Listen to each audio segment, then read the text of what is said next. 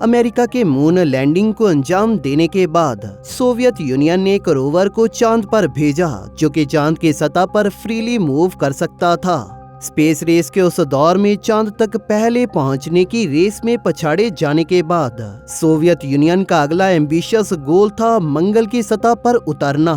Soviet union 1960 से ही मंगल पर rover भेजने के लिए एक स्पेस प्रोग्राम को बनाने में लगी थी, लेकिन वो 1971 में मार्स 2 को लॉन्च करने तक इस ऑब्जेक्टिव को पूरा नहीं कर पाए। हालांकि ये मिशन भी एक कामयाब मिशन नहीं रहा, क्योंकि ये लैंडिंग सीक्वेंस में आई मेलफंक्शन की वजह से मंगल की सतह पर क्रैश लैंड हो गया था। इस मिशन के फेल होने के बाद ही सोवियत यूनियन ने मार्स 3 पर काम करना शुरू किया, और जो वो पहला स्पेसक्राफ्ट बना जिसने मंगल की लाल सतह पे पहली बार लैंड किया और मंगल की सतह की फुटेज भी कैप्चर की। इस रोवर की लैंडिंग के बाद इसके एक्टिवेट होने के कुछ मिनट्स में ही इसने मार्स से जुड़ा डेटा पृथ्वी पर भेजना शुरू कर दिया था, लेकिन इसके बाद इसे मंगल की सतह पर मूव भी किया गया। इसके मंगल की सतह पर मूव करने के 14 सेकंड्स बाद मंगल पर पहुंचा ये मैन मेड ऑब्जेक्ट किसी कारण से हमेशा के लिए शांत हो गया। सोवियत यूनियन ने मार्स 3 की इस लैंडिंग को एक सीक्रेट रखा, और इस रोवर के साथ क्या हुआ ये सवाल 40 सालों तक एक मिस्ट्री बना रहा। 2000 के दशक में जाकर इस स्पेसक्राफ्ट को पहली बार खोजा गया, और जिसने पूरी साइंटिफिक कम्युनिटी को हैरान कर दिया। Secret Soviet Mars programme.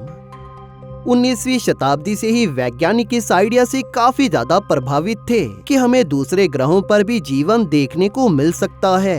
इस आइडिया ने हमें ऐसी टेक्नोलॉजी को डेवलप करने के लिए पुश किया जो हमें चांद, मंगल या उससे भी आगे पहुंचा सकती थी। स्पेस रेस के दौरान अमेरिका और सोवियत यूनियन यही चाहते थे कि वो किसी दूसरे ग्रह पर जीवन को खोजने वाले पहले देश बने, और स्पेस में उनकी मिलिट्री न्यूक्लियर डोमिनेंस यानी स्पेस में उनका कंट्रोल हो।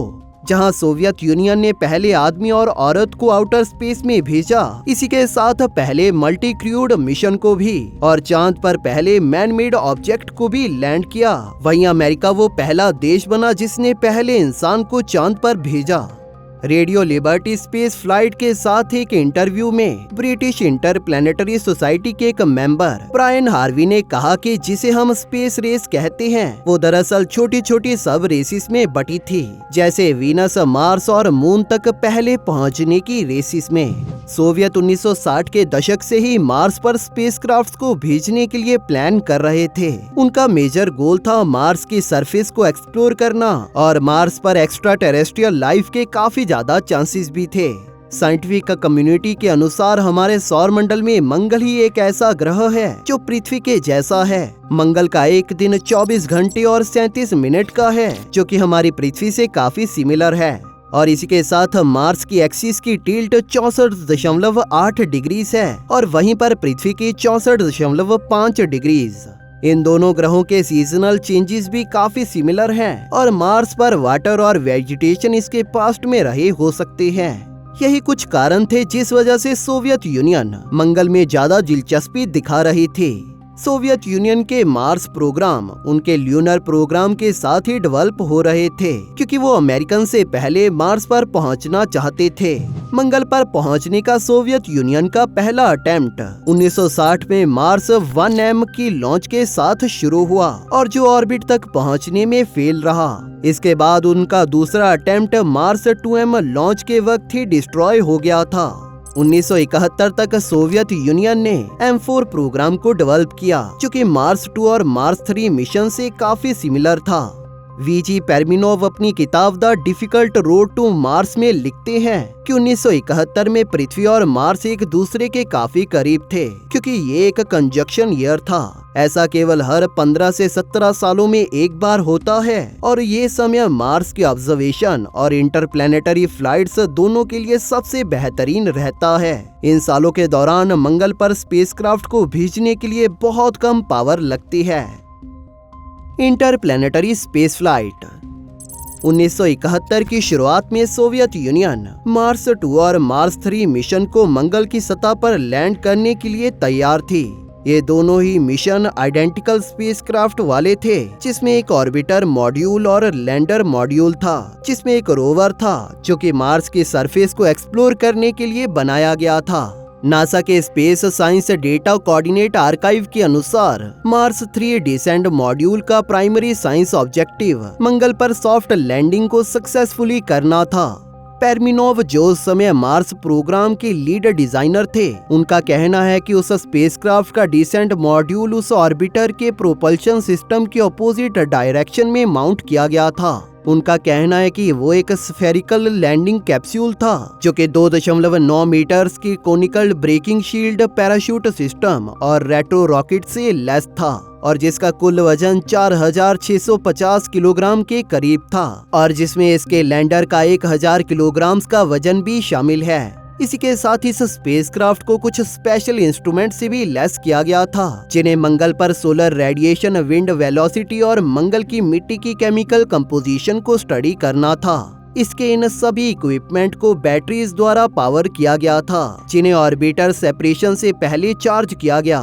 इसी के साथ हर लैंडिंग कैप्सूल को लॉन्च से पहले बेहतर ढंग से स्टेरिलाइज किया गया था, ताकि मार्स के एटमॉस्फेयर की कंटेमिनेशन को रोका जा पाए। हर लैंडर के साथ एक प्रोपैम रोवर को भेजा गया, जो कि एक रिमोट कंट्रोल्ड व्हीकल था, जिसका वजन 5 किलोग्राम के करीब था। इस रोवर की एक स्क्वायर बॉडी थी, जिसे लेटेस्ट रशियन टेक्नोलॉजी से बने इंस्ट्रूमेंट से बनाया और लैस किया गया था। इस रोवर को मंगल की सतह पर घूमकर इसे एक्सप्लोर करने के लिए बनाया गया था। हालांकि ये एक 15 मीटर्स लंबी केबल के जरिए लैंडर से कनेक्टेड था, यानी कि ये रोवर लैंडर से 15 मीटर्स के डायमीटर के एरिया को ही एक्सप्लोर कर सकता था। इस रोबोट को हार्श रशियन एटमॉस्फेयर में काम करने के लिए बनाया गया था, जिसके बारे में ये माना गया था कि ये मार्शियन एटमॉस्फेयर से काफी सिमिलर होगा। इस रोवर में एक डेंसिटोमीटर और एक पेनिटोमीटर को लगाया गया था, ताकि ये मार्शियन सॉइल की डेंसिटी और स्ट्रेंथ को स्टडी कर पाए। हालांकि ये पूरा सिस्टम ही पहली बार बनाया गया था, लेकिन इसकी टेस्टिंग में ये पूरी तरह से सक्सेसफुल रहा था। एक कोलोसल डस्टस्टॉर्म मार्स 2 को 19 मई 1971 को लॉन्च किया गया और जो 6 महीनों बाद 27 नवंबर में मंगल पर पहुंचा। इसकी लैंडिंग मैन्यूवर के दौरान स्पेसक्राफ्ट पर लगे कंप्यूटर्स में आई एक एरर कमांड की वजह से ये स्पेसक्राफ्ट मंगल पर लैंड करने की बजाय उसकी सतह से जा टकराया और इसके पैराशूट कभी खुल ही ना पाए।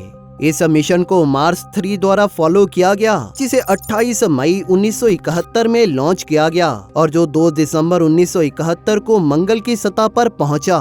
इस स्पेसक्राफ्ट का लैंडर इससे अलग होकर अपनी डिजाइन्ड ट्रैजेक्टरी में एंटर कर गया।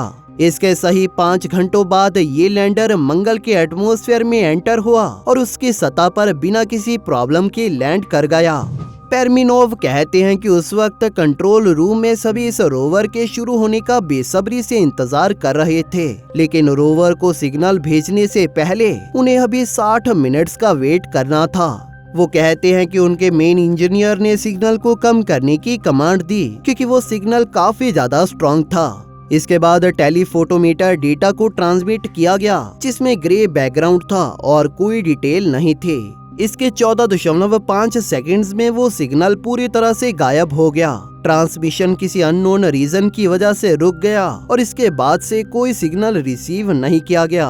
ये कुछ ऐसा था जिसने पूरे सोवियत स्पेस प्रोग्राम को ये सोचते हुए छोड़ दिया कि उस स्पेसक्राफ्ट के साथ क्या हुआ। बंद होने से पहले मार्स 3 ने एक इमेज भी भेजी थी, जिसके बारे में पेरमिनोव कहते हैं कि वो एक ग्रे बैकग्राउंड इमेज थी, जिसमें कोई भी डिटेल नहीं थी। वैज्ञानिकों और इंजीनियर्स के साथ डिस्कशन के बाद पेरमिनोव फिर से उस इमेज को स्टडी करने में लग गए, जिससे रोवर के कांटेक्ट टूटने की मिस्ट्री में हमें कोई एडिशनल डेटा मिल पाए। उन्हें याद था कि उन्होंने पढ़ा था कि वर्ल्ड वॉर 2 के वक्त ब्रिटिश रेडियो ऑपरेटर्स के ट्रांसमीटर तब खराब हो जाते थे जब उन्हें लेबनीज डेजर्ट में डस्ट स्टॉर्म में चलाया जाता था। इसके बाद उन्होंने ये थ्योराइज किया कि मार्स 3 का कांटेक्ट पृथ्वी से किसी पावरफुल मार्शियन डस्ट स्टॉर्म की वजह से टूट गया, जिसको बाद में मार्स 2 और मार्स 3 ऑर्बिटर द्वारा ली गई मार्शियन सरफेस की इमेजेस से कंफर्म किया गया, जिसमें एक डस्ट स्टॉर्म ने मार्शियन सरफेस को पूरी तरह से कवर किया हुआ था। इसके बाद इस मिशन से जुड़ा जो सवाल बचा वो था कि मार्स 3 रोवर और लैंडर कहाँ हैं? ए मिस्टीरियस ऑपरेशन। जब 1971 में मार्स 2 और मार्स 3 को लॉन्च किया गया था तो सोवियत यूनियन उस वक्त अपने मिशन के आउटकम को सीक्रेट ही रखती थी। उस वक्त प्रेस को सिर्फ इतना ही बताया गया था कि सोवियत यूनियन ने 2 ऑर्बिटर्स को सक्सेसफुली लॉन्च किया है। इन मिशंस की डिटेल तो 1990 के दशक तक स्पेस रेस के दशकों बाद जाकर लोगों के सामने आई। तब भी कई एक्सपर्ट्स इस बात को लेकर हैरान थे कि इस स्पेसक्राफ्ट के साथ पृथ्वी से कम्युनिकेशन टूटने के बाद क्या हुआ था। 2007 में जाकर इससे जुड़ी नई होप इमर्ज हुई जब US research from the high resolution imaging science experiment ने 1.8 बिलियन पिक्सल वाली इमेज को पब्लिश किया, जिसे नाम दिया गया था centre of Soviet Mars 3 landing eclipse, जिसने लोगों को मार्स 3 या उसके बचे कुछ टुकड़ों को खोजने के लिए इंस्पायर किया। 2011 तक कुछ रशियन इंथुजियास्ट ने ये क्लेम किया कि उन्होंने हल्के रंग की डेब्रीज को खोजा है जो कि मार्स 3 के पैराशूट से मिलती है। 2013 तक और एफिशिएंट आइटम्स जैसे लैंडर के रेट्रो रॉकेट्स, हीट शील्ड और व्हाइट पैराशूट्स को खोजा गया। नासा का इन चीजों के बारे में कहना है कि अभी इन चीजों की कंफर्मेशन के लिए और एनालिसिस की जरूरत है, हालांकि इसके रोवर को अभी भी खोजा नहीं जा पाया। तो दोस्तों, ये थे सोवियत यूनियन के वो मार्स मिशंस जिन्हें एक लंबे समय तक सीक्रेट रखा गया। आपका इन मिशंस के बारे में क्या कहना है, हमें नीचे कमेंट सेक्शन में जरूर बताइए। अगर आपको ये वीडियो पसंद आई तो इसे लाइक और शेयर जरूर करें और इसी तरह की और वीडियोस देखने के लिए हमारे चैनल को सब्सक्राइब जरूर कर लें। बेल नोटिफिकेशन ऑन करना ना भूलें ताकि नई वीडियोस की नोटिफिकेशन आपको अपलोड होते ही मिल जाए। थैंक यू फॉर वॉचिंग दोस्तों। इस वीडियो को अंत तक देखने के लिए आप सभी का धन्यवाद।